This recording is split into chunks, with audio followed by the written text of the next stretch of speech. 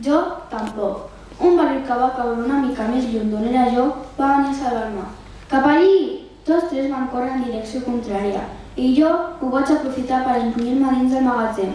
«Aniré a buscar ajuda! Torno de seguida!», vaig dir amb veu baixa i descostor. Les tres germanes em van mirar molt esverades i van fer un so estrany.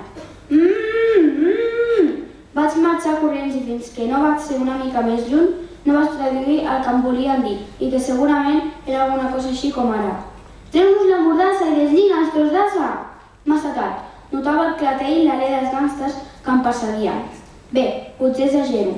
Sentia uns passos que ressonaven al de nit i unes veus que deien «Si t'enxampem, que no et passi res!» Vaig córrer tan de pressa com vaig poder.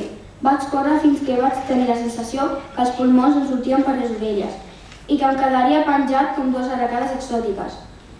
Quan em va semblar que havia aconseguit despistar els gàngsters, em vaig aturar per agafar aire. Un parell de fars del cotxe pampallopejant que em venien cap a mi em va fer reaccionar, però la veu no em sortia.